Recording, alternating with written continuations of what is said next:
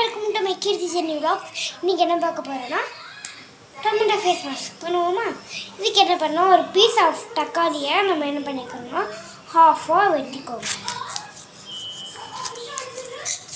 இந்த மாதிரி வெட்டி எடுத்ததுக்கப்புறம் நெக்ஸ்ட்டு சீனி இருக்குல்ல, சீனை டிப் பண்ணி ஃபேஸில் தேய்க்கணும். ஓகே, இப்போ பார்த்துக்கோங்க, சீனி நமக்கு ரெடி. இப்போ என்ன பண்ணணும், இந்த டொமேட்டோ இருக்குல்ல, டொமேட்டோ விட்டு நல்லா ஸ்க்ரப் பண்ணும் ஃபஸ்ட்டு. அதுக்கு முன்னாடி ஒரு முக்கியமான வேலை, ஃபேஸ் வாஷ் பண்ணிட்டு வந்துடுறேன், வெயிட் பண்ணுங்கள். ஃபேஸ் வாஷ் பண்ணிட்டு எப்போவுமே பண்ணுங்கள்.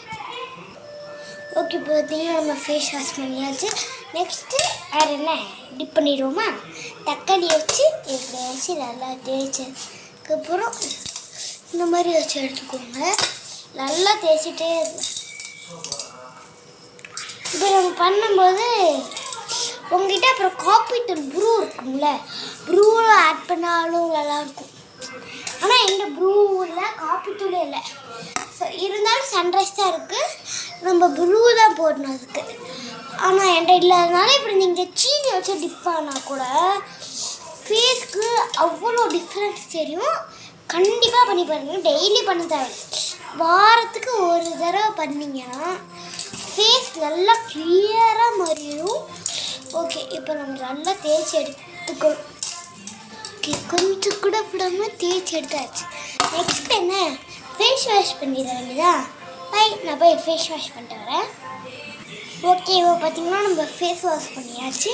நெக்ஸ்ட் என்ன பண்ணால் துடைக்கணும். ஆனால் துடைக்கும் போது நீங்கள் போட்டு இப்படின்னு தேய்க்கக்கூடாது, அதுக்குன்னு தனி மெத்தடில் தேய்க்கணும். ஃபஸ்ட்டே நம்ம டவல் எடுத்துகிட்டு வந்துக்கிறேன். ஃபஸ்ட்டு நான் போய் டவல் எடுத்து வந்துக்கிறேன். பை. ஓகே, நம்மளுக்கு டவல் கிடச்சிருச்சு. போட்டு இப்படின்னு தேய்க்காமல் இப்படின்னு வச்சு எடுக்கணும். வச்சு எடுக்கும்போது நம்ம ஸ்கின்னுக்கு பார்த்திங்கன்னா எதுவும் ஆகாது, ஸோ நல்லாயிருக்கும். ஓகே, அதான் பாருங்கள், ஃபஸ்ட்டு இருந்ததுக்கும் இப்போ இருந்ததுக்கும் ஃபேஸில் எவ்வளோ டிஃப்ரென்ஸ் இருக்குது. இந்த மாதிரி நிறைய ஃபேஸ் பேக்ஸ் நம்மளே வீட்டில் செய்யலாம்.